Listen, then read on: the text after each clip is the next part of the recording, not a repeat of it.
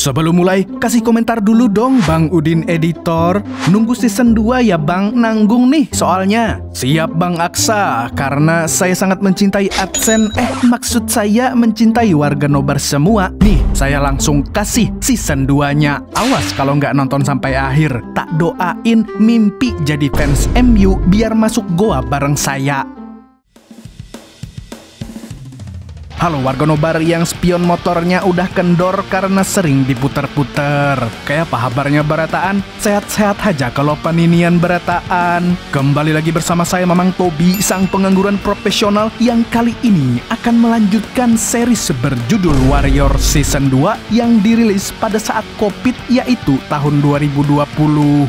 Melanjutkan cerita dari season pertama, series ini akan berfokus pada Ahsam yang memutuskan kembali bergabung dengan geng Hopeway. Namun di samping itu, pertarungan etnis Cina dan orang-orang kulit putih yang rasis semakin menegangkan. Ditambah lagi, perang antar geng juga akan meramaikan season kedua ini. Bahkan ada banyak karakter baru yang menambah intrik dan keseruan tiada tara. Nah, kamu pasti betah nontonnya. So, tanpa berlama-lama lagi, siapkan mata, telinga, dan anu-anuan kalian semua. Mari kita nobar dan inilah Warrior Season 2.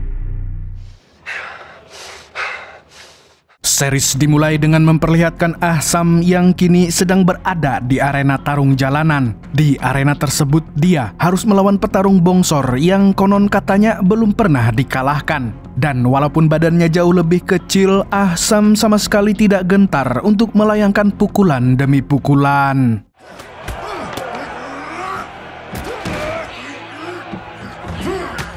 Awalnya dia terlihat kewalahan karena sulit merobohkan lawan yang sangat besar. Namun di tengah pertarungan ini dia sempat teringat dengan kekalahannya melawan Leong. Sontak hal itu pun membuat adrenalin dalam dirinya meningkat drastis. Dan pada akhirnya dia pun mampu melakukan counter attack.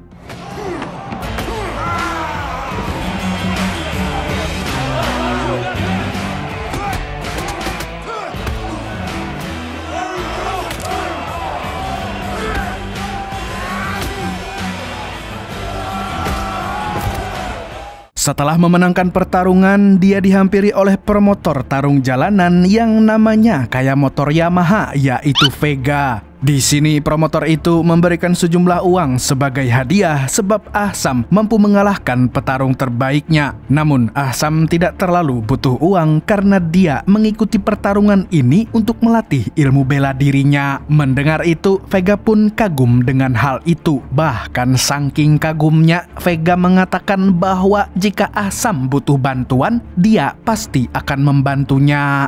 I don't need any help. Whatever it is, I'm betting I can help. Thanks.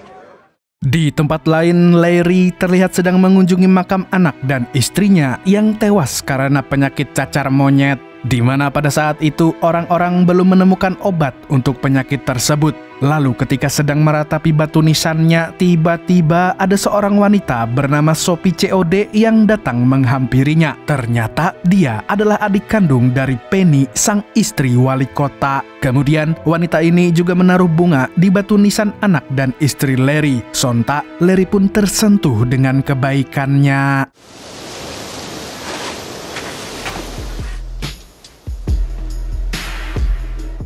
Bersamaan dengan itu, Ahsam mengunjungi tempat Ahtoy untuk mengobati lukanya seperti biasa. Tapi kali ini orang yang mengobatinya adalah murid Ahtoy yang bernama Lai. Ahtoy membelinya dari acara lelang budak karena merasa kasihan, di mana Lai telah dijual oleh ayahnya sendiri demi membayar hutang. Alhasil, Ahtoy pun memutuskan untuk menolongnya. Setelah diobati, Ahsam bertanya tentang kelompok bernama Teddy Boys yang pernah dia lihat di arena pertarungan. Dan menurut penjelasan Ahtoy, mereka adalah sekumpulan orang kulit putih rasis yang sering menguliti kepala orang Cina sebagai bentuk kebanggaan. Kemudian mereka akan menempelkan rambutnya di jaket untuk memberitahu semua orang bahwa mereka adalah kelompok terbaik. Mendengar hal itu, Ahsam pun tertarik untuk menggali informasi tentang mereka.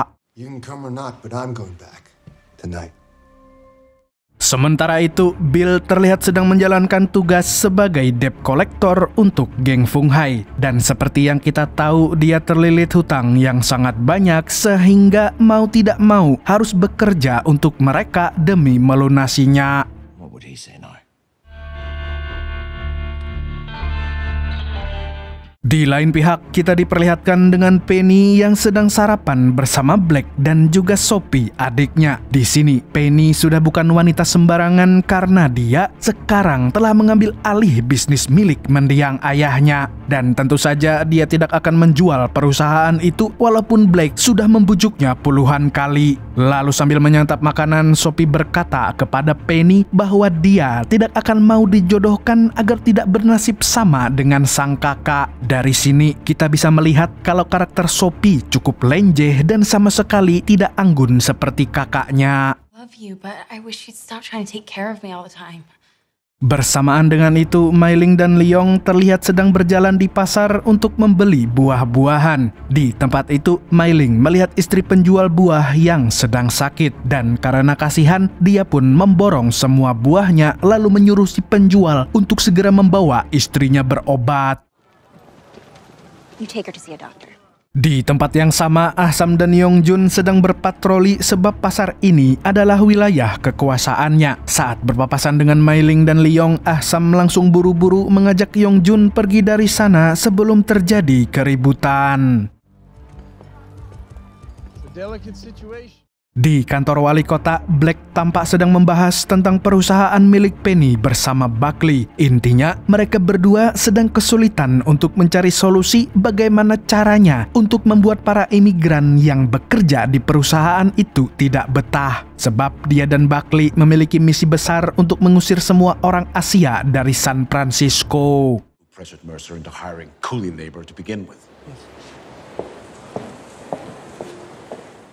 Ketika para pejabat kulit putih sedang merencanakan pengusiran orang Asia, geng Hopway justru terlihat masih santuy dan sama sekali belum ada pergerakan. Tapi berbeda dengan Yong-jun yang semakin gusar karena gengnya ditekan dari berbagai sisi, mulai dari geng Longzi yang masih bekerja sama dengan Fung Hai hingga ancaman dari orang-orang kulit putih. Mendengar anaknya yang khawatir, Father Jun pun memintanya untuk santuy dulu. Lagi pula, dia sangat yakin kalau geng Fung Hai pasti akan mengkhianati geng Longzi dalam waktu dekat. Namun karena Yong-jun masih belum paham, dia pun langsung menggaploknya. Lu, What's your excuse?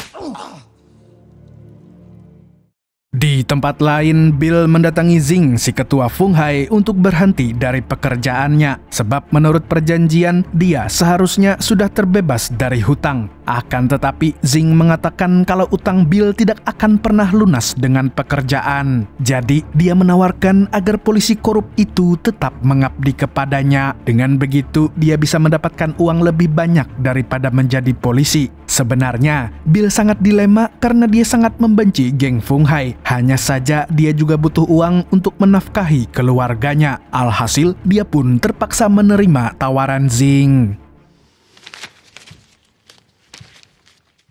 Sepulangnya dari sana, Bill berkata pada istrinya bahwa dia sudah tidak berjudi lagi dan mulai sekarang dia akan menghasilkan uang yang lebih banyak agar keluarganya bisa sejahtera. Tapi sang istri curiga kalau Bill sedang menyembunyikan sesuatu darinya.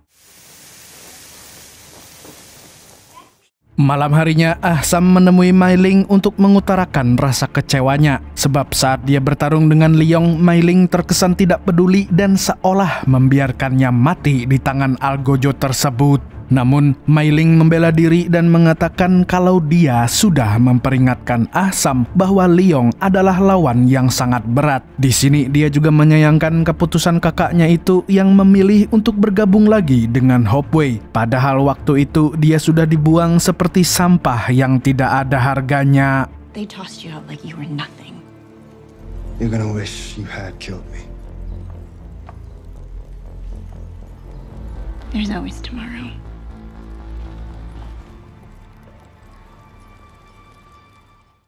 Perkataan Mailing pun membekas di kepala Ahsam dan terus mengganggu pikirannya. Untuk menenangkan diri, dia pun berlatih Wing Chun sendirian di markas Hopeway. Lalu di tengah latihan, dia dikejutkan dengan kehadiran Father Jun. Meskipun dia sempat tidak menyukai Ahsam, tapi kali ini dia justru mengandalkannya. Apalagi dia juga butuh sosok sepertinya untuk mengendalikan Yong Jun yang makin hari makin emosian.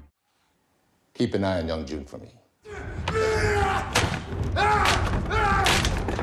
Di lain pihak, Larry terlihat sedang menagih utang kepada anggota buruhnya. Kemudian dia menggunakan uang itu untuk membeli dinamit dan bahan peledak lainnya. Namun, di sini belum jelas kenapa dia membeli barang-barang tersebut. You never hear. Sementara itu, kita diperlihatkan dengan kelompok Teddy Boys yang sempat disinggung oleh Ahsam. Di markasnya, kelompok rasis ini terlihat sedang menyiksa seorang imigran Cina dan berniat untuk menggantungnya hingga tewas. Tapi sebelum itu terjadi, mereka dikejutkan dengan kedatangan Ahsam, Ahtoy, dan Lai. Rupanya, mereka bertiga telah membentuk kelompok vigilante yang menghukum orang-orang rasis seperti Teddy Boys. Dan tanpa banyak cincong, pertempuran pun terjadi.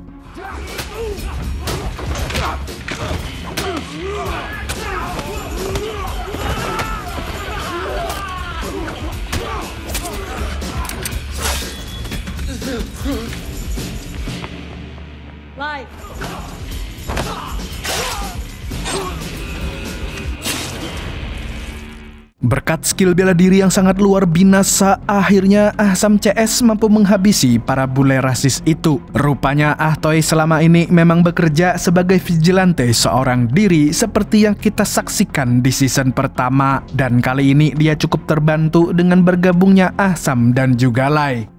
Keesokan paginya, Yong Jun memberikan sebuah barang haram yang dia curi dari gudang milik Long Zi. Ternyata geng itu mendapatkan barang dari pemasok yang lebih murah. Dan kalau hal ini dibiarkan, pasti geng Hopeway tidak akan bisa bersaing dalam penjualan barang haram. Hanya saja dia tahu kalau Father Jun pasti tidak akan mau membeli dari pemasok lain karena dia terlalu setia dengan rekan bisnisnya. Sementara itu, Ahsam menyarankan agar Yong Jun menghubungi pemasok lokal yang ada di Amerika sehingga tidak perlu ada ongkir. So we'll find one.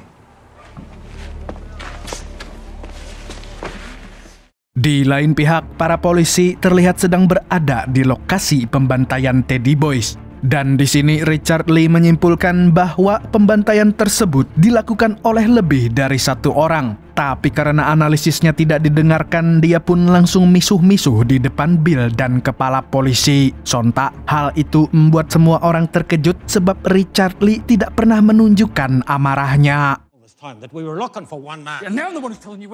Namun Bill memaklumi bawahannya tersebut karena dia masih terguncang setelah dikeroyok oleh geng Fung Hai beberapa bulan yang lalu. Setelah melakukan penyelidikan, Richard Lee mengajak Bill untuk menemui Wang Chao sebab dia sangat yakin kalau orang itu mengetahui rahasia semua orang di Chinatown. Sesampainya di tempat Wang Chao, Bill menyita barang-barang berharga termasuk pasokan senjata milik Wang Chao. Dan jika dia tidak mau memberitahu pelaku pembantaian tadi, maka kepolisian tidak akan mengembalikan barang-barang tersebut. Looks to me like you have enough problems of your own.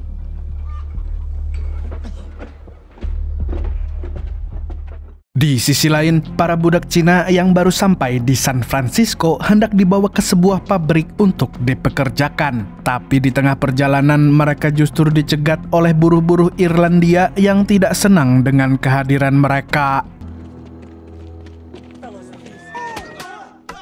Bersamaan dengan itu, Penny tampak sedang berbincang dengan Lyman Merriweather, seorang pengusaha sukses yang sempat muncul di season pertama. Dan kali ini dia mendatangi Penny dengan maksud untuk membeli perusahaan miliknya. Namun dengan tegas, Penny menolak tawaran itu mentah-mentah. Mercer Steel is not for sale.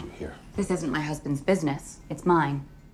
Malam harinya, Ahsam mendekati Wang Chao untuk mencari tahu tentang pemasok barang haram yang murah. Tapi Wang Chao tidak mau membantunya sebab hal itu akan merusak hubungannya dengan Father Jun. Usai menolak Ah Sam mentah-mentah, Wang Chao kemudian berbicara empat mata dengan Ah Toy, yang intinya dia sudah tahu kalau wanita cukurukuk ini adalah seorang vigilante. Jadi dia memohon agar Ah Toy mau berhenti terlebih dahulu karena polisi sedang menyelidiki kasusnya, dan jika ketahuan maka etnis Cina akan menjadi sasaran para pejabat rasis. Setelah mendengar penjelasan Wang Chao, Ah Toy pun meminta maaf karena barang-barang Wang Chao disita gara-gara dia. Oleh karenanya, dia berjanji akan menahan diri untuk sementara waktu sampai situasinya benar-benar membaik. Lay low for a little while anyway. I think that'd be a stellar idea.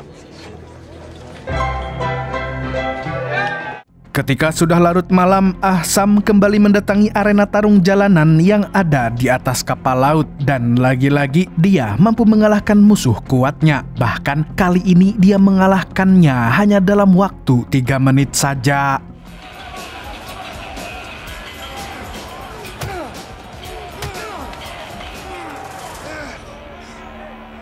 Usai bertarung, dia berbincang dengan Vega tentang kekalahannya saat melawan Leong, dan sampai sekarang amarahnya masih terus meluap-luap. Jadi itu adalah alasan kenapa dia rajin bertarung dengan lawan-lawan yang lebih kuat. Dia ingin membalas kekalahannya tersebut. Setelah mengobrol panjang lebar, Ah Sam meminta bantuan pada Vega untuk mencarikan pemasok barang haram yang murah supaya gengnya tidak tertinggal dari Longzi. Di tempat lain kita diperlihatkan dengan jalanan kota yang sudah sangat sepi, namun di balik kegelapan ada Larry yang tiba-tiba meledakkan sebuah pabrik.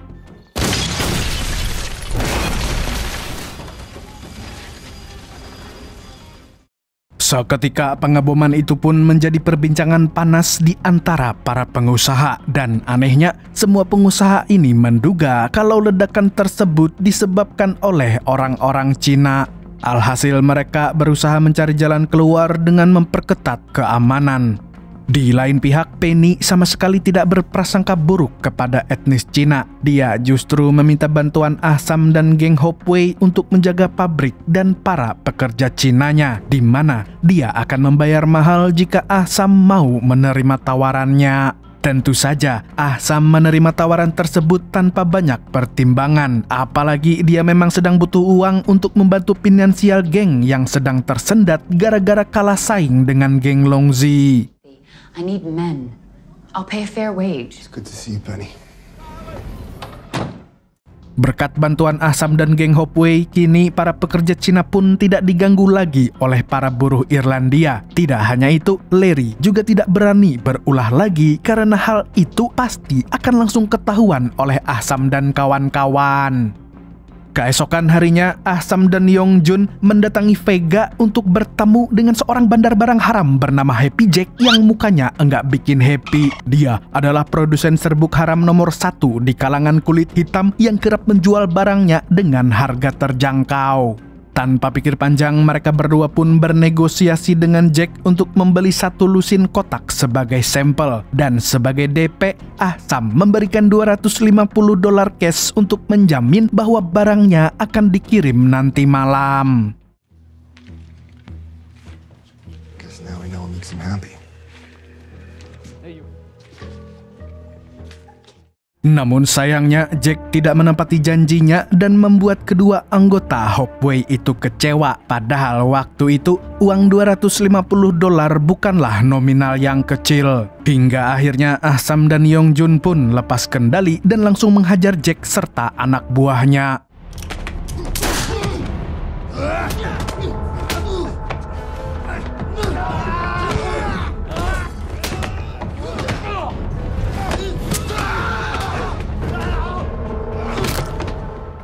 Setelah berjibaku cukup lama, Jack pun menjelaskan kalau dia tidak berniat melanggar kesepakatan. Dia justru sengaja mengulur waktu produksi sebab para polisi terus mencurigainya. Jadi dia meminta Ah Sam dan Yong Jun untuk melakukan transaksi di tempat yang lebih aman. Di waktu yang bersamaan, warga kulit putih sedang berkumpul untuk mendengarkan pidato dari seorang senator yang sedang berusaha menggait suara mereka di Pilpres mendatang. Di sini senator berjanji akan mengusir para imigran Cina agar orang-orang kulit putih bisa hidup tanpa rasa takut akan tersaingi. Di tengah kerumunan, kepala polisi terlihat tidak suka dengan pidato yang mengandung unsur sara tersebut. Karena jika rakyat San Francisco terpecah belah, maka yang repot adalah kepolisian. Dan menurutnya, bacotan senator itu bisa menimbulkan perang sipil yang besar. Lah, nggak apa-apa bang, biar polisi di sana ada kerjaan.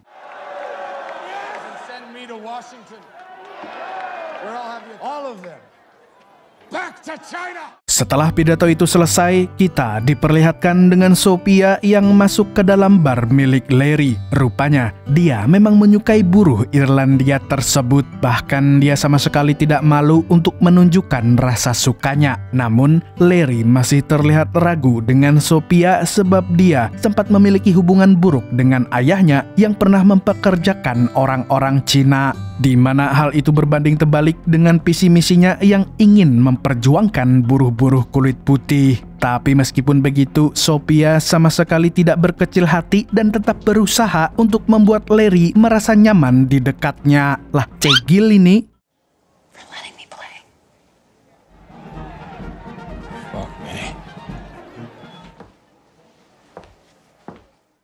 Malam harinya, Richard Lee tampak kesulitan untuk tidur. Ternyata dia sudah mengalami hal ini sejak dikeroyok oleh geng Fung Hai. Dan untuk menenangkan pikirannya, dia pun mengunjungi bar terdekat lalu membeli minuman. Di sana, dia dilayani oleh seorang wanita yang mengingatkannya pada sang mantan kekasih. Tapi tanpa dia sadari, ternyata wanita itu telah memasukkan obat bius di dalam minumannya untuk merampok polisi tersebut.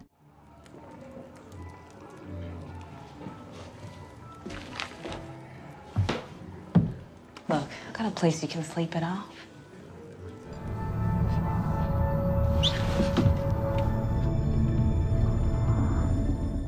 Di sisi lain, geng Longzi menangkap seorang pengedar barang haram dari sebuah geng Cina kecil-kecilan. Dan karena bisnis barang haram adalah hal yang sensitif, Mei Ling pun mengutus Leong dan Zing untuk memperingati geng kecil tersebut agar tidak merebut para pelanggan Longzi. Di sini, Leong hanya menggertak mereka untuk patuh kepadanya. Namun, Zing justru memilih untuk menggunakan kekerasan. Alhasil, pertempuran pun tidak dapat dihindari.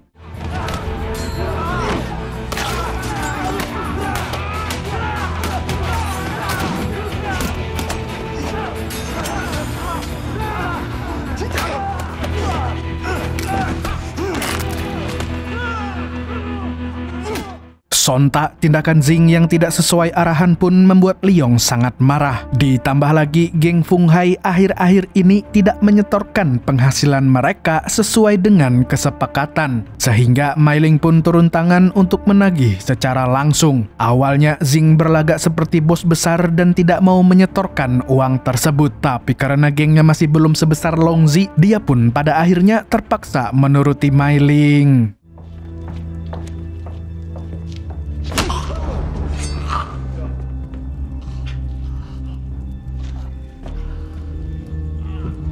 Grateful for your pain. Setelah Mei Ling pergi, kali ini giliran Bill yang mendatangi markas geng Fung Hai. Dan kali ini dia benar-benar sudah muak karena tidak mau menjadi budak lagi. Oleh karena itu, dia menegaskan bahwa dirinya bukan lagi bagian dari geng Fung Hai. Yellow skull of yours. I am Don Francisco Police Department, down on the Fung Hai.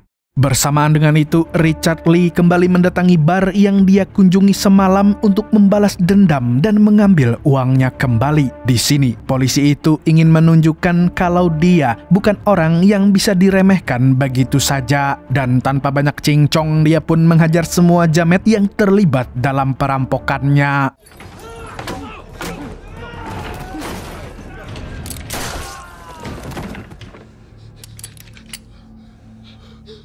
Take it and go. You made your point.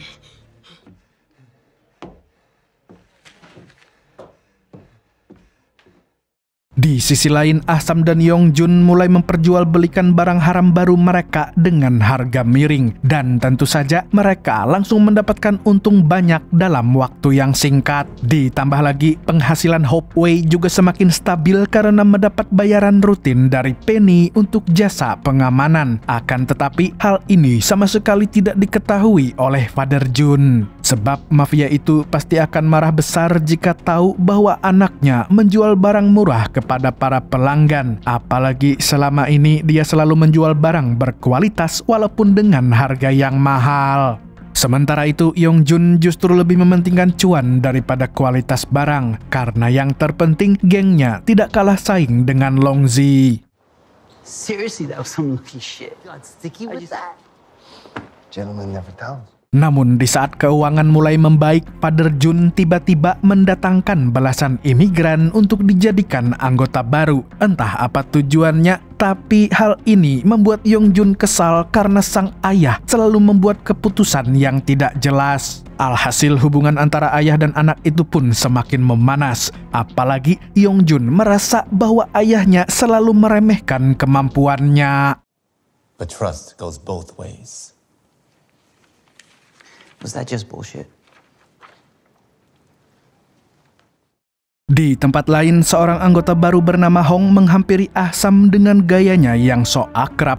Dan anehnya, walaupun baru sampai di negeri Paman Sam, dia telah mengetahui berita tentang kekalahan Ah-sam saat melawan Leong. Sontak hal itu pun membuat Ah-sam dan Yong-jun merasa tidak nyaman dengan anggota baru tersebut. Meskipun begitu, Hong sama sekali tidak bermaksud untuk merendahkan Ah-sam. Dia justru menaruh respek yang besar kepadanya. Kemudian dia berkata kepada Yong-jun bahwa dirinya adalah petarung yang hebat. Dan untuk membuktikannya, dia pun langsung menyerang para anggota Fung Hai yang sedang berjaga di malam hari.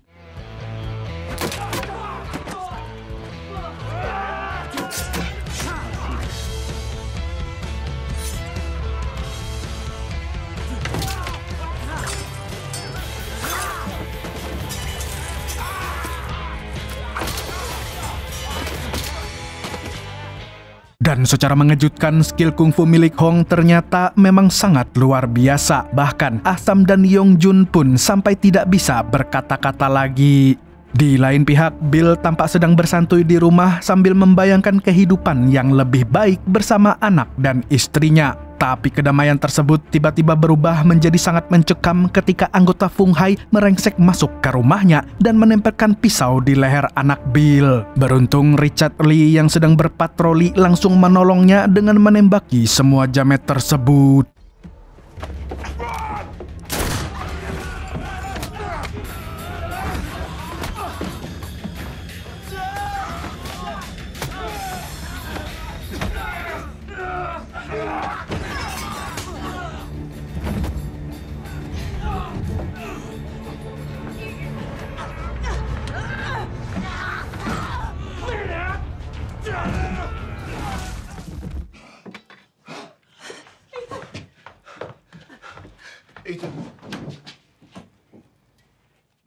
Karena situasinya tidak aman, Bill pun meminta anak dan istrinya untuk pergi dari San Francisco sebelum geng Fung Hai menyerangnya lagi. Sementara itu, dia akan tetap stay di kota tersebut sampai masalahnya benar-benar selesai.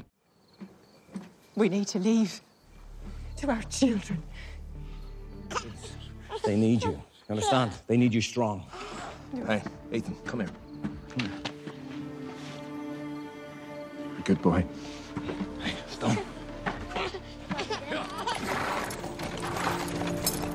Setelahnya, Bill memberitahu Richard Lee bahwa kejadian tadi adalah kesalahannya karena mau menerima tawaran dari Zing. Padahal dia seharusnya bekerja keras untuk menghasilkan uang, lalu membayar utang kepada mereka agar tidak diperalat. Mendengar itu, Richard Lee pun tidak habis pikir dengan pemikiran atasannya tersebut. Dan menurutnya, orang seperti Bill memang pantas untuk diperlakukan seperti sampah. You get away from me. Keesokan harinya, Bill mengerahkan anggota polisi untuk menyerang geng Fung Hai sebagai bentuk pembalasan dendam. Akan tetapi, Wang Chao datang ke kantor polisi untuk mencegahnya. Karena menurut desas-desus, geng Fung Hai telah menyiapkan banyak jebakan agar para polisi ini terbantai. Dan jika Bill nekat menyerang, maka situasinya akan lebih parah daripada yang dibayangkan. Terlebih lagi, hal ini akan menyulut perang besar-besaran antara gangster dan aparat. Di sini, dia juga mengatakan kalau Zing adalah dalang dari pembantaian Teddy Boys yang selama ini dicari-cari oleh polisi. I need to know you be there. Do we have deal or not? Namun sebenarnya Wang Chao telah membohongi Bill. Dia melakukan itu karena telah bersekongkol dengan Leong untuk menjebak Zing sebagai tersangka pembunuhan. Padahal Wang Chao sudah tahu kalau pelakunya adalah Ah Toi, Ah Sam, dan juga Lai. Dia sengaja ingin mengadu domba antara polisi dan geng Fung Hai dengan harapan barang-barangnya yang disita bisa segera dikembalikan oleh Bill. Sementara itu, Bill melapor kepada kepala polisi tentang keterlibatan Zing dalam pembunuhan Teddy Boys tempo hari. Jadi, dia meminta izin untuk menyiapkan pasukan guna menangkap si Jamet. Happy to die. As long as they take a few of us with them. Fung Hai will lower their guard, then we go in hard and clean house. Keep us posted as the situation develops, Sergeant. Di lain pihak, Mei Ling dan Leong sedang berkeliling di pasar untuk membeli sesuatu. Di tempat ini ada seorang pengusaha kecil yang berniat meminjam uang $300 kepada Mei Ling untuk mengembangkan bisnis laundrynya. Namun bos gangster ini justru memberikan $1.000 kepada mereka, tapi dengan syarat pengusaha itu mau menyetorkan keuntungan sebesar 40%. Mendengar hal tersebut, Leong pun terheran-heran karena menurutnya potongan itu terlalu besar untuk seorang investor. Alhasil dia pun protes kepada Mei Ling yang semakin hari semakin serakah. Padahal geng Longzi dibentuk untuk mengayomi sesama imigran Cina, bukan malah menjajah bangsanya sendiri. Tapi dengan culasnya, Mei Ling berkata kalau dia harus menggandakan uangnya sebanyak mungkin agar tidak kalah saing dari geng musuh. Awas lomba, makan uang riba nanti kuburannya sempit. The more legitimate businesses we own, the less risk we expose ourselves. We are whatever we need to be to survive. Too much to ever have nothing again.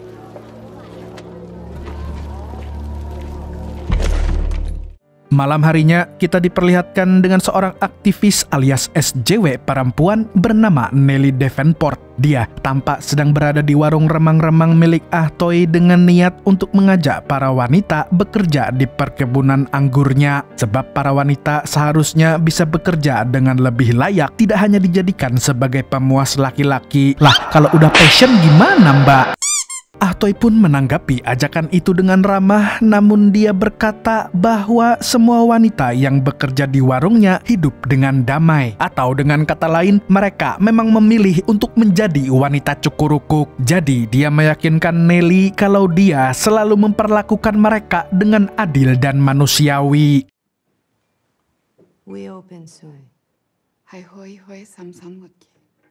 Sementara itu, Black sedang mendesak istrinya untuk segera menjual perusahaan rel keretanya. Selain itu, dia juga memaksanya untuk memecat semua karyawan Cina dan menggantinya dengan buruh-buruh kulit putih. Tapi lagi-lagi, Penny tetap teguh pendirian dan tidak akan pernah menuruti keinginan suaminya yang sudah pasti berhubungan dengan politik. Lagi pula, Black tidak akan mampu mengintervensi perusahaannya karena ada kontrak yang masih berlaku. Dan jika Black nekat memutuskan kontrak secara sepihak, maka dia harus membayar denda kepada Penny. Cost you more to pull my contract than to see it through, to protect your interests. Setelah berdebat dengan suaminya, Penny yang masih bad mood pun melampiaskan kekesalannya pada Sophie, di mana Sophie memilih berhubungan dengan Larry daripada menikah dengan pria baik-baik yang sudah dipilihkan oleh kakaknya. You to marry that walrus. You've never worked a day in your life. You have the nerve to look down your nose at me.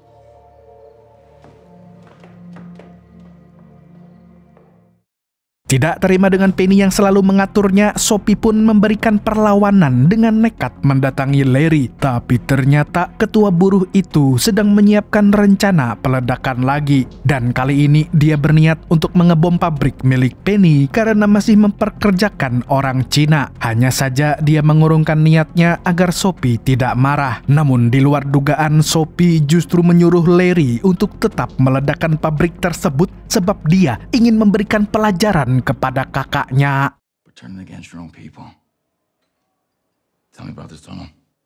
Tanpa pikir panjang, Larry dan Sophia pun langsung menuju ke sana bersama anak buahnya. Tapi mereka tidak sadar kalau geng Hopeway masih berjaga di sana. Alhasil, mereka pun tidak punya pilihan lain selain baku hantam.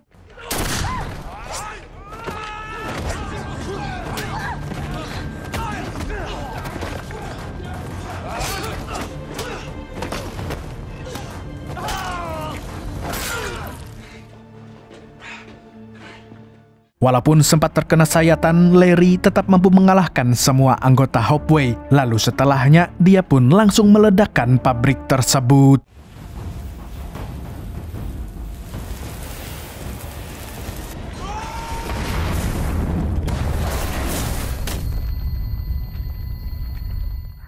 Usai kejadian itu, Sophie seketika merasa bersalah kepada kakaknya karena gara-gara emosinya yang hanya sesaat, kini kakaknya harus menderita kerugian yang sangat besar. Tidak hanya itu, dia juga membuat warisan ayahnya tersebut hancur berkeping-keping. Keesokan harinya, Penny mengunjungi pabriknya yang sudah luluh lantak akibat ledakan semalam. Tentunya dia sangat marah sekaligus sedih dengan keadaan tersebut. Lalu ketika sedang menyisir seluruh area gedung, dia mendapat laporan dari asistennya bahwa dia menemukan beberapa barang haram di pabrik. Dan ternyata semua barang haram itu adalah milik geng Hopeway, di mana Ahsam sengaja menerima tawaran Penny untuk menjaga pabrik agar dia bisa menggunakan tempatnya sebagai gudang barang haram. Sontak Penny pun tidak habis pikir dan kecewa dengannya karena Ahsam telah mengkhianati kepercayaannya. Ini sih namanya dikasih hati minta ampela. Dan walaupun dia sudah meminta maaf, Penny tetap mengusirnya, bahkan memutus hubungan pertemanannya. You need to leave. Now. Tidak lama setelah Ahsam pergi, Black datang dan kembali membujuk Penny untuk menjual aset pabrik yang masih tersisa. Lagi pula, pabrik itu perlu direnovasi agar bisa melanjutkan produksi rel kereta. Jadi daripada menggelontorkan uang yang banyak, lebih baik menjual asetnya untuk membayar pabrik lain. Selain itu, Black juga memintanya untuk fokus jadi ibu rumah tangga saja supaya tidak perlu capek-capek mengurus operasional pabrik. Namun, Penny tetap teguh pendirian dan menegaskan bahwa dia tidak akan menjual warisan ayahnya, apalagi menjadi ibu rumah tangga yang diam di rumah.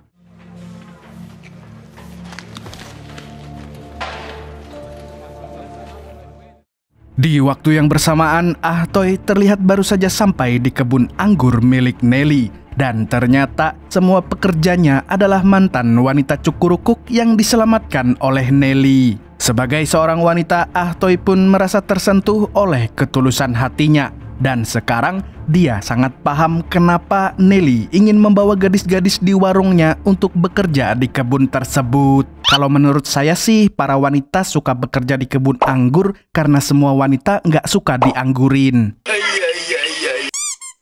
There's so much more to see.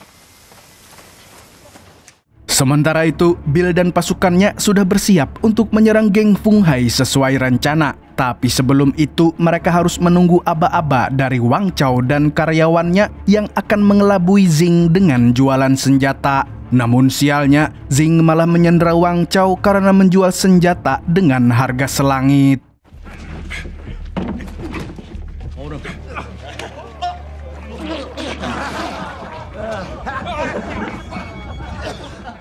Namun di waktu yang bersamaan, Wang Chao bersama dua orang entah siapa membunuh anggota Fung Hai di belakang markas. Dan ternyata mereka adalah Liong dan anak buahnya yang bekerja sama dengan Wang Chao. Lalu secara diam-diam, Algojo Longzi itu menaruh pedang di ruangan Zing agar si Jamet dituduh sebagai pembunuh Teddy Boys. Tapi tidak berselang lama, keberadaannya pun diketahui oleh anggota geng Fung Hai, sehingga baku hantam pun tidak dapat dihindari.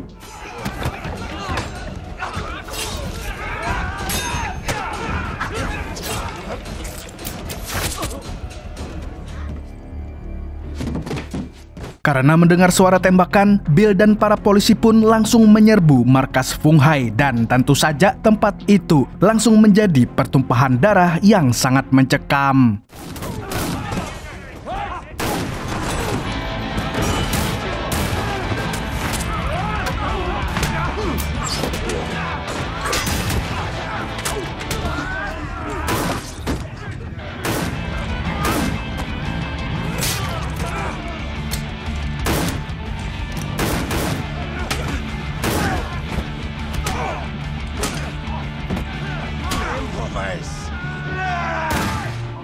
Ketika anak buahnya sudah dibabat habis, kini Zing harus berhadapan dengan Leong yang sudah tidak sabar ingin meremukkan tulang-tulangnya. Mereka berdua kemudian sepakat untuk bertarung secara adil layaknya seorang master bela diri. Dan setelah memasang kuda-kuda, keduanya pun mengerahkan semua skill yang mereka punya.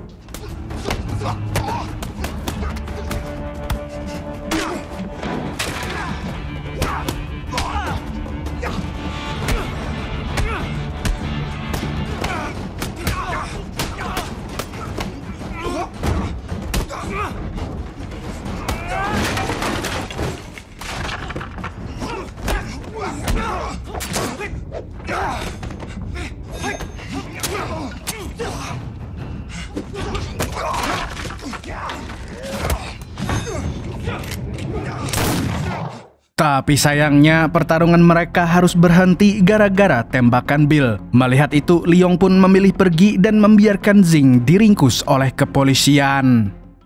Usai pertempuran panjang itu, kepolisian akhirnya bisa menuntaskan kasus pembunuhan Teddy Boys walaupun tidak tahu kalau semua ini adalah tipu daya Wang Chao dan Leong. Mereka lantas mengurus mayat-mayat yang berserakan lalu mengamankan semua barang bukti yang ditemukan. We find this too. You two get your asses downstairs. We've got an unholy mess to mop up. It doesn't make sense because chinks don't make sense. We won. Di lain pihak, Ahsam sedang frustasi karena semua barang haramnya ludes terbakar di pabrik Penny. Untuk melampiaskan kemarahannya, Ahsam pun pergi ke arena pertarungan agar bisa memukuli orang-orang. Setelah bertarung, dia dikejutkan dengan kehadiran Mai Ling di arena. Rupanya sang adik ingin meminta maaf atas semua kesalahan yang dia lakukan, terutama saat dia membiarkan Leong yang hampir membunuh Ahsam. Padahal sebelumnya dia pernah diselamatkan saat akan dihabisi oleh bolo si Algo Johop Wei. Ahsam yang sudah terlanjur kecewa pun tidak ingin membicarakan hal tersebut lagi. Lalu sambil menangis sedih, Mai Ling pun pamit pulang dengan perasaan yang campur aduk. I just lost myself in it.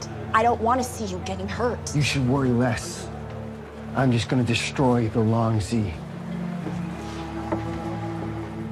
Ketika adiknya sudah pergi, Ahsam meminta bantuan Vega untuk mencarikan arena tarung di tempat lain sebab dia sedang butuh uang untuk menutupi kerugian barang haramnya.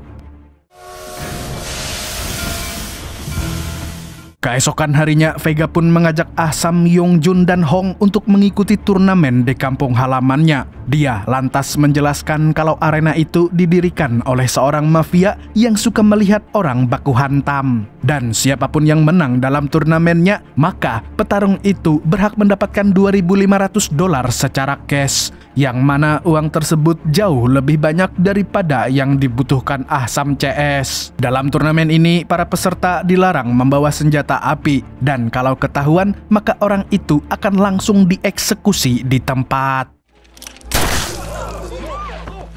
Kemudian para peserta dikumpulkan di arena untuk mendengarkan sambutan dari pembuat turnamen. Dia adalah rocker mafia yang terlihat baik namun memiliki hobi melihat pertengkaran. Setelah membuka turnamen, dia memberitahu semua hadirin bahwa turnamen di tahun ini dia buat untuk merayakan anniversary bersama istri mudanya. Wah, bojone loro seperti lagu yang dinyanyikan Mas Gilga. Bojo loro Loki.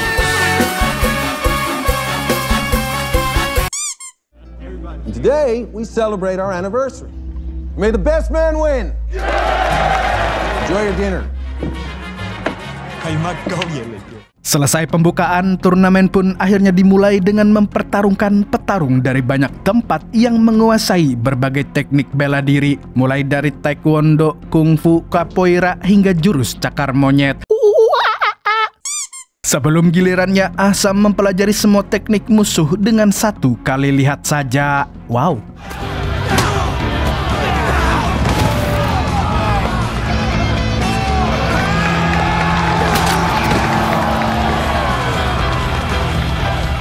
Walaupun hanya sekejap, tapi dia mampu menerapkannya dalam pertarungan. Bahkan, dia selalu berhasil mengalahkan musuhnya dalam waktu kurang dari 1 menit.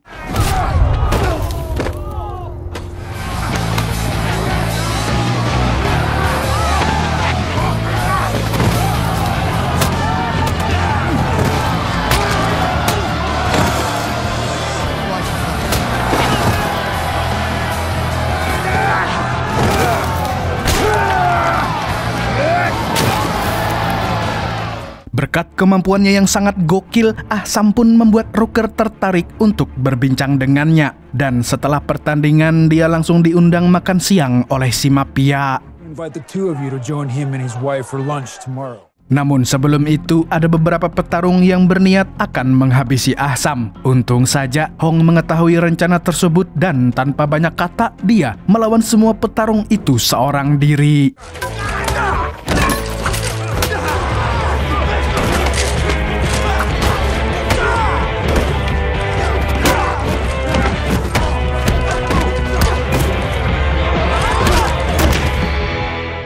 Di sisi lain, Ahsam dan Vega akhirnya makan bersama Rooker, istrinya, serta ketua pengawalnya. Sambil menyantap makanan yang disajikan, Rooker terus memuji keahlian Ahsam dalam bertarung serta caranya dalam membaca permainan musuh. Oleh karena itu, dia berniat untuk merekrutnya sebagai guru bela diri yang akan mengajari anak buahnya untuk bertarung. Tapi tentu saja Ahsam langsung menolak secara halus dan mengatakan kalau dia hanyalah petarung biasa yang sedang butuh uang. Teach some of my boys those gung fu moves of yours, huh?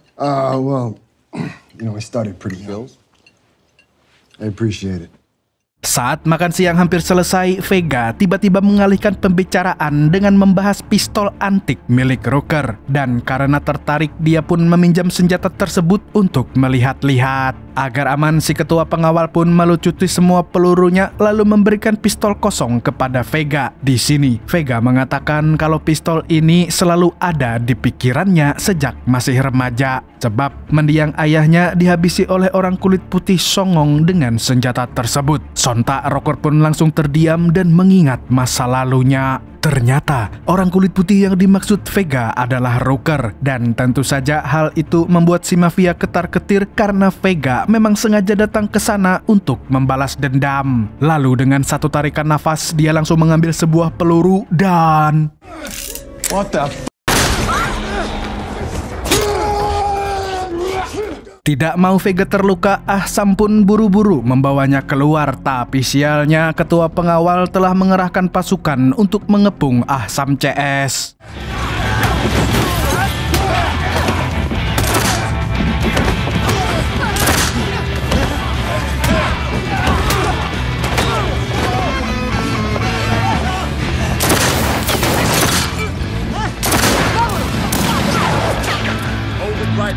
Beruntung, mereka terselamatkan oleh istri muda Rooker yang tidak tega jika mereka dibunuh. Alhasil, wanita itu pun memilih untuk membawa mereka ke penjara. Entah bagaimana, tapi istri mafia itu sepertinya saling mengenal dengan Vega. Hanya saja dia berusaha menahan diri agar tidak terlihat akrab. Kira-kira siapa nih? Di perjalanan menuju penjara, Ahsam CS tampak muak dengan Vega yang tidak memberitahu rencana balas dendamnya. Padahal kalau cerita dari awal, mereka pasti akan membantunya dengan rencana yang lebih aman. Mendengar itu, Vega pun mengatakan kalau dia bukan wanita bodoh yang cuma modal nekat. Karena ternyata semua polisi yang membawanya sudah disogok sehingga mereka langsung melepaskannya ketika sudah berada di luar kota. Tidak disangka-sangka ternyata orang yang menyogok para polisi adalah istri muda Rooker. Dan yang lebih mengejutkan lagi adalah dia merupakan adik kandung Vega yang sengaja menikah dengan Rooker untuk merencanakan pembalasan dendam, di mana Rooker telah menghabisi ayah mereka dan merampas seluruh hartanya. Adik Vega itu kemudian memberikan uang ribuan dolar kepada Ahsam CS sebagai ungkapan terima kasih karena mereka telah melindungi kakaknya selama ini. Namun naasnya kebahagiaan itu tidak bertahan lama sebab ketika mereka hendak pergi, tiba-tiba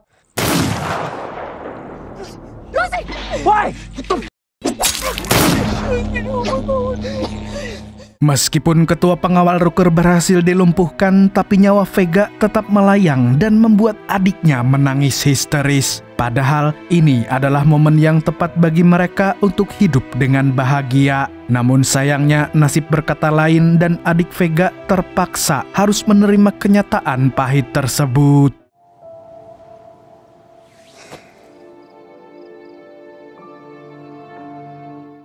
Singkat cerita, Ahsam, Yongjun, dan Hong pun kembali ke markas Hopeway untuk kembali beraktivitas seperti biasanya. Namun sesampainya di sana, mereka justru langsung dimarahi habis-habisan oleh Father Jun yang ternyata sudah mengetahui bisnis haram mereka. Dan sebagai ketua geng, dia merasa dikhianati karena Yongjun berani menentang perintahnya untuk tidak menjual barang murahan. Akan tetapi Yongjun berusaha membela diri dan mengatakan dia dan Ahsam justru berusaha untuk mempertahankan geng dari kebangkrutan. Walaupun begitu, Father Jun tidak mau mendengar alasan apapun, dan setelah membaca cukup lama, dia pun menghukum Yongjun dengan menempelkan pedang yang dipanaskan ke tangan anaknya tersebut.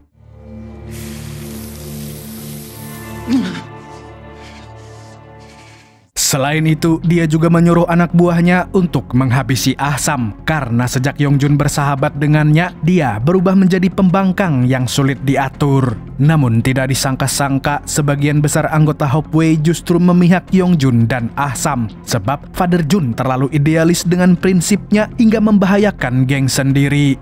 Merasa tidak punya taring untuk memimpin, Father Jun pun akhirnya memutuskan untuk mengundurkan diri dan menyerahkan kekuasaannya pada sang anak. Tapi sebelum itu, dia berkata bahwa Yongjun tidak akan mampu memimpin geng dengan baik.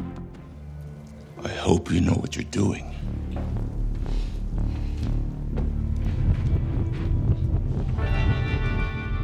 Keesokan harinya, Ahsam menemui Wang Chao untuk membeli senjata tajam, di mana dia khawatir akan terjadi perpecahan di dalam geng Hopeway sebab masih ada anggota yang belum menerima Yongjun sebagai pemimpin. Selain itu, dia juga ingin berjaga-jaga jika geng Longzi tiba-tiba menyerang Hopeway yang sedang rapuh. Di sini, Wang Chao pun menyadari bahwa pemimpin geng yang baru sebenarnya adalah Ahsam karena dia adalah orang yang paling berpengaruh di hidup Yongjun. Dan secara tidak langsung, setiap keputusan Yongjun itu disetir oleh Ahsam. To operate between the lines, in the shadows.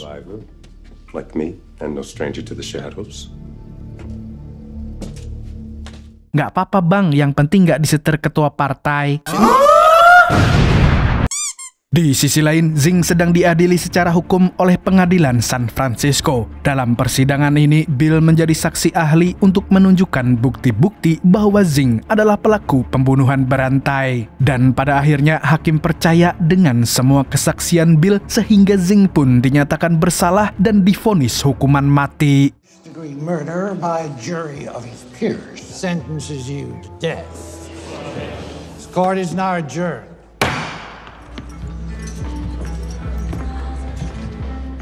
Setelah persidangan selesai, Bill dan polisi lainnya diberi penghargaan oleh Blake karena dianggap mampu menuntaskan kasus yang sangat besar. Padahal kasus tersebut telah dimanipulasi oleh Wang Chao dan Leong. Life and limb bring this monster to justice. Dan tidak lama setelah itu, Bill dan Richard Lee dibuat heran sebab mereka menemukan korban pembantaian lagi. Mereka pun mulai berpikir kalau Zing bukanlah pelaku yang sebenarnya. Ternyata di malam sebelumnya, Ah Toy dan Lai sudah beraksi kembali karena mereka mengetahui bahwa ada banyak wanita Cina yang disekap oleh orang-orang kulit putih. Jadi keduanya pun memutuskan untuk membantai mereka semua.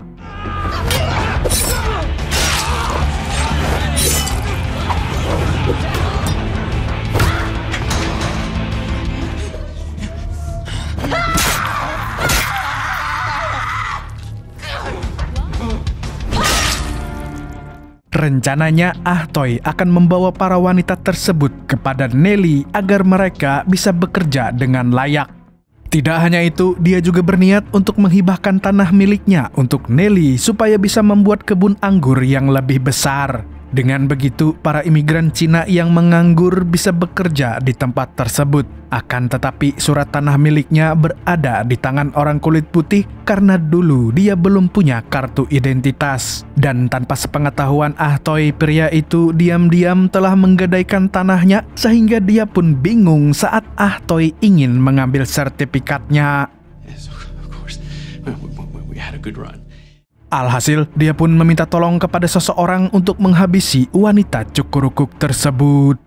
Di waktu yang bersamaan, Ah Toy telah membawa semua wanita yang disekap kemarin ke tempat milik Nelly. Di sini, dia juga meminta Lai untuk bekerja di kebun anggur saja daripada ikut menjadi vigilante seperti dirinya. Lagi pula, Lai masih sangat muda dan seharusnya bisa hidup dengan nyaman. Tapi pada awalnya, Lai menolak karena dia ingin mengabdi kepada Ah Toy yang sudah menyelamatkan hidupnya. Meski demikian, Ah Toy tetap memaksanya untuk tinggal bersama Nelly. Dan sebelum pergi, dia memeluk Lai dan meyakinkan gadis itu bahwa semuanya akan baik-baik saja.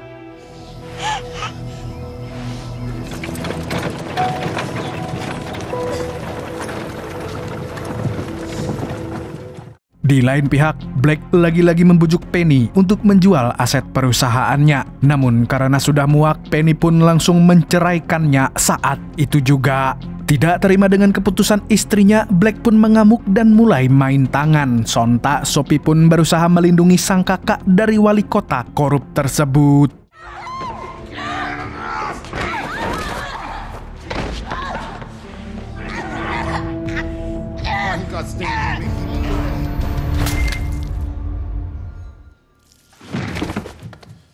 Berkat asisten Penny, Black langsung tumbang di tempat. Tapi tidak lama kemudian, Penny menyadari kalau suaminya itu sudah tidak bernyawa lagi. Setelah kejadian itu, Buckley dan kepala polisi mendatangi TKP untuk meminta keterangan dari Penny. Namun, Penny mengatakan kalau dia lupa bagaimana kejadiannya sebab dirinya masih sangat shock. Sementara itu, Sophie malah memberitahu Buckley bahwa pembunuh Black adalah asisten Penny. Padahal sang kakak berniat untuk melindungi asistennya agar tidak terseret dalam kasus tersebut. It was Jacob. Sophie! Watch this now. I'm not letting you. Jacob's not a murderer. Search the house to be sure, but I suspect we'll need to track down this Chinaman to recover. They've been through a terrible ordeal. Keesokan harinya, Buckley pun dilantik sebagai wali kota pelaksana untuk menuntaskan masa jabatan Black. Dan pada hari yang sama, dia langsung memberi perintah pada polisi untuk menggeledah Chinatown untuk mencari asisten Penny yang merupakan imigran dari Cina. I hold the office of the mayor of San Francisco. Have you seen him? Miss Mom, have you seen him?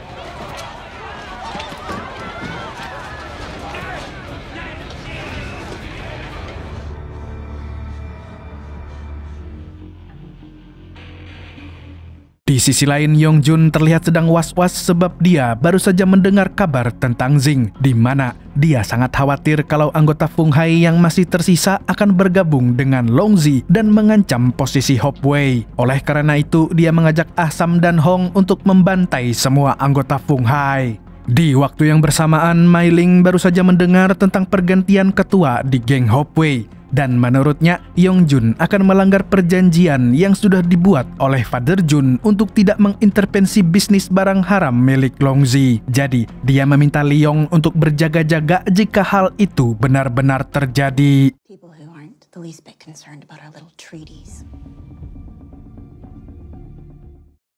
Besoknya, Bill dan para polisi melakukan investigasi secara mendalam di Chinatown serta mencari tahu di mana keberadaan asisten Penny. Bahkan, dia juga diperintahkan untuk menutup akses wilayah itu serta menutup warung remang-remang milik Ah Toy untuk sementara waktu karena tempat ini sering dijadikan persembunyian oleh para kriminal. Kemudian Bill juga meminta bantuan Ah Sam untuk menyerahkan pelaku jika dia melihatnya. Namun Ah Sam yang mengenal asisten Penny pun memilih untuk diam. Malam harinya, Buckley diam-diam menemui Mai Ling untuk meminta bantuan geng Longzi. Intinya, dia memohon agar Mai Ling mau mengerahkan anak buahnya untuk menangkap asisten Penny. Sebagai seorang ketua geng, Mai Ling pun tidak menerima permintaan itu secara gratis. Di sini, dia meminta Buckley untuk membantu Longzi dalam meruntuhkan geng Hopway yang semakin hari semakin mengancamnya. Mendengar itu, sang wali kota pun langsung menyetujui kesepakatan tersebut. Will help me crush the Hopway. Find the coolie. Di waktu yang sama, Nelly mengunjungi Ah Toy dan ingin mengajaknya untuk bermalam di rumahnya daripada sendirian di warung remang-remangnya. Tapi saat hendak pergi, ada 2 orang polisi yang masuk untuk melakukan razia. Namun ternyata mereka bukanlah polisi, melainkan pembunuh bayaran yang disewa untuk menghabisi Ah Toy. Alhasil, Ah Toy pun langsung baku hantam dengan mereka berdua.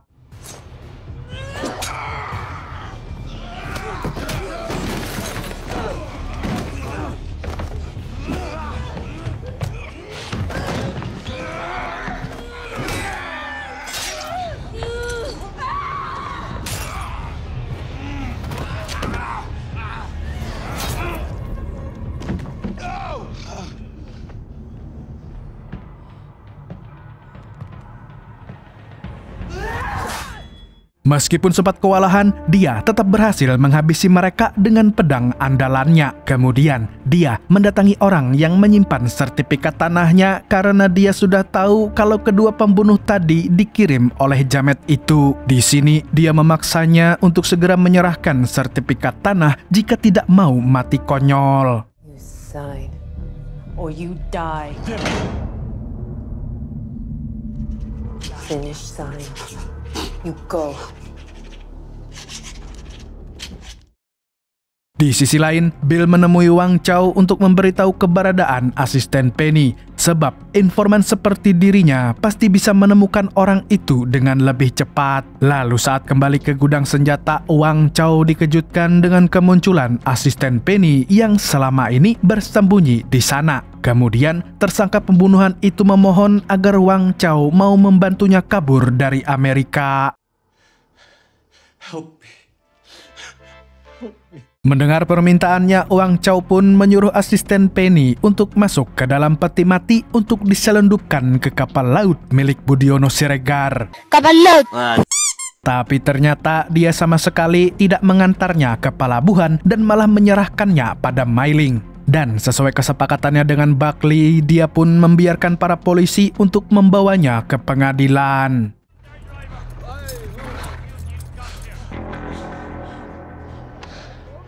Di tengah perjalanan, para polisi dihadang oleh buruh Irlandia yang ingin menghakimi asisten Penny dengan cara mereka sendiri. Rupanya mereka tidak terima dengan kematian Blake yang sudah dia anggap seperti pahlawan. Karena dari semua wali kota yang pernah menjabat, hanya Blake lah yang peduli dengan mereka. Namun karena Bill tidak mau menyerahkan asisten Penny, para buruh pun langsung mengamuk dan mengeroyok para polisi.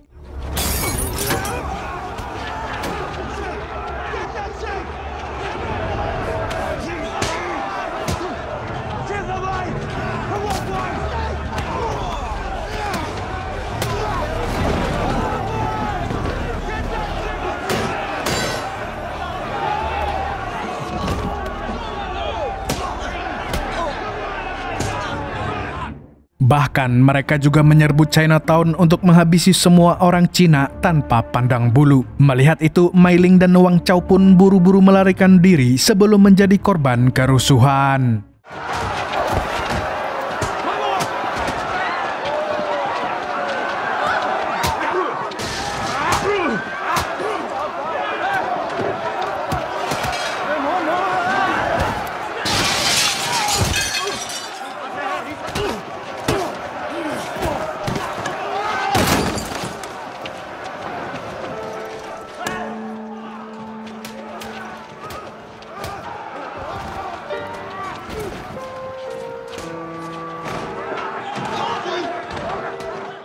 Di tengah kekacauan tersebut, Yong Jun mengerahkan anak buahnya untuk menyelamatkan para warga. Lalu secara mengejutkan, Leong juga membawa pasukan dan mengajaknya untuk bekerja sama. Di sini, dia sudah tidak peduli lagi dengan perintah Mai Ling yang menyuruhnya untuk tidak ikut campur. Namun demi menolong orang-orang tak bersalah, dia pun rela berdampingan dengan geng Hopeway. Dan tanpa banyak pikir, kedua geng itu langsung membantai para buruh Irlandia yang sedang membrutal.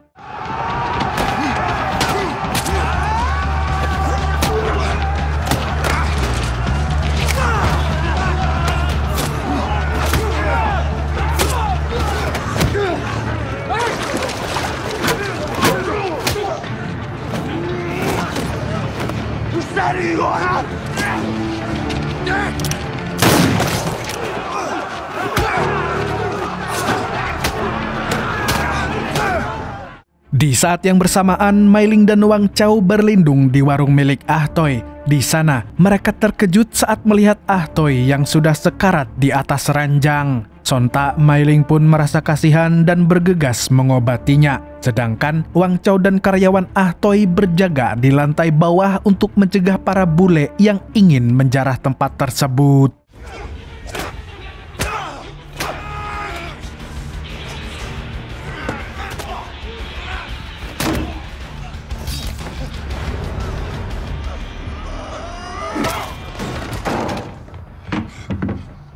Tidak disangka pertempuran di luar ternyata terus berlanjut dan berlangsung selama hampir 3 jam. Dalam perang ini, geng Hopeway dan Longzi benar-benar tidak memberikan celah kepada para bule.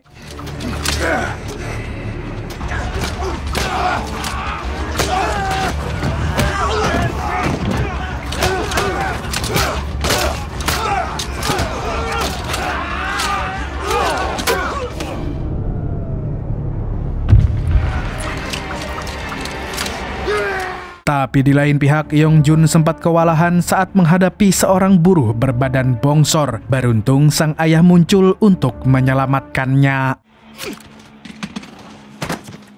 Dan walaupun mereka sempat berselisih, namun Father Jun tetap peduli dengan nyawa sang anak. Tidak berselang lama, pasukan backup dari kepolisian datang untuk menghentikan perang. Di mana perang ini membuat banyak buruh meninggal dunia karena mereka kalah skill dari para imigran Cina. Dan tentu saja hal ini membuat Larry merasa prihatin dengan nasib teman-temannya.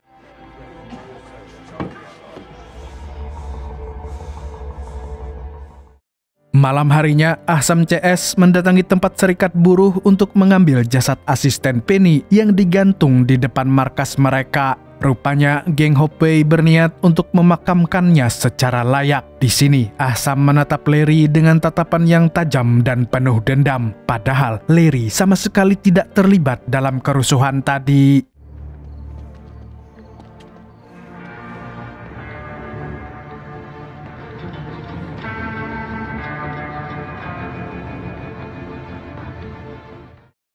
Keesokan harinya, warga Chinatown menggambar wajah Ahsam di dinding kota sebagai ungkapan terima kasih atas jasa-jasanya. Di titik ini, dia sudah dianggap sebagai seorang pahlawan. Sementara itu, Mai Ling merasa bersalah karena telah menyerahkan asisten Penny ke polisi. Dan gara-gara keputusan tersebut, kini ada banyak imigran yang menjadi korban kerusuhan.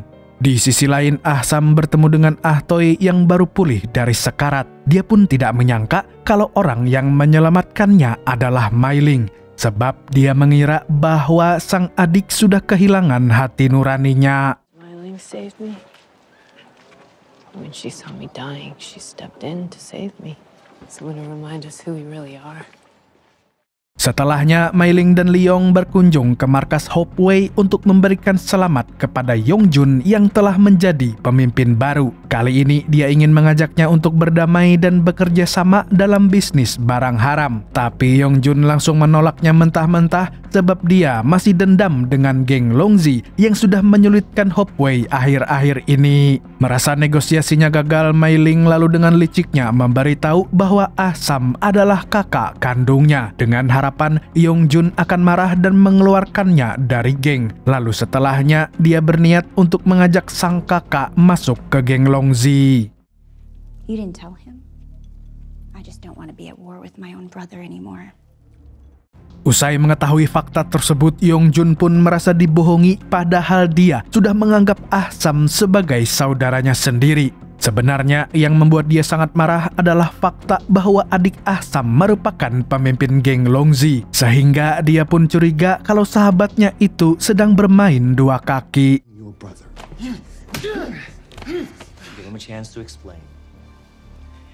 Oleh karena itu, dia menyuruh Ah-sam untuk merenungkan keputusannya antara setia kepada Hopeway atau berpihak kepada adiknya. Di tengah kebingungannya, Ah-sam justru mendatangi markas Larry. Di tempat itu, dia berbicara empat mata dan meminta ketua buruh tersebut untuk berhenti menyerang para imigran Cina. Lagi pula, Larry dan anggotanya juga berasal dari Irlandia. Jadi sebagai sesama pendatang, sebaiknya mereka saling membantu, bukan malah saling menjatuhkan. Bukannya menyetujui ajakan damai Ah-sam, Larry malah menantangnya berduel di arena tarung jalanan. Mendengar hal itu, Ah-sam yang sedang butuh pelampiasan pun langsung tancap gas. Berani-beraninya Larry menantang jagoan saya.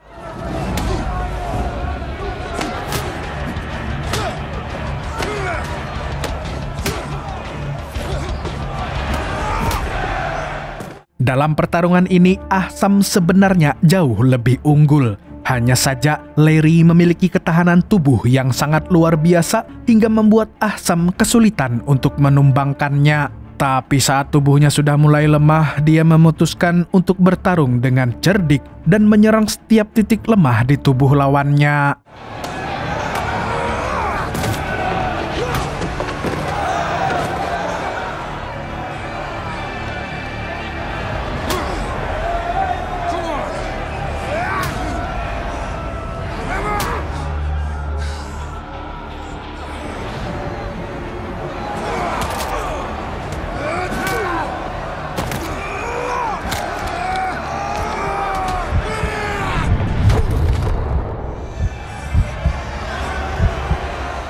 Pada akhirnya, dia pun berhasil mengalahkan Larry di depan anggotanya sendiri.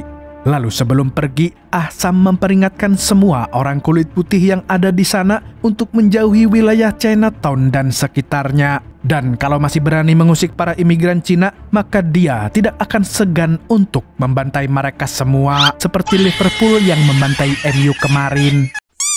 Keesokan harinya, Richard Lee memutuskan untuk mundur dari kepolisian sebab dia merasa gagal untuk mengayomi masyarakat. Apalagi lembaga itu telah disalahgunakan oleh para atasan demi kepentingan politik. Sebagai atasannya, Bill pun berusaha membujuknya untuk tidak mengundurkan diri. Karena bagaimanapun juga, Richard Lee adalah satu-satunya polisi jujur dan berintegritas serta bisa menjadi teladan bagi para polisi muda. Tapi meskipun sudah dibujuk berulang kali, Richard Lee tetap teguh pendirian untuk mengundurkan diri. Lee. It means you're a cop. Di lain pihak, Penny mengirimkan sebuah artikel di surat kabar bahwa asistennya sengaja dijadikan kambing hitam oleh Buckley agar dia dianggap sebagai wali kota yang baik sehingga bisa terpilih di pilkada berikutnya. Sayangnya, berita itu tidak kunjung dimuat karena semua perusahaan media berpihak pada Buckley. Alhasil, Penny pun meluapkan amarahnya dengan menggaplok sang wali kota. Tidak terima dengan perlakuannya, Buckley pun dengan liciknya melukai diri sendiri lalu menuduh Penny sebagai pelakunya. Selain itu, dia juga mengatakan kalau wanita itu sudah tidak waras semenjak suaminya meninggal. Alhasil, Penny pun langsung dibawa ke rumah sakit jiwa.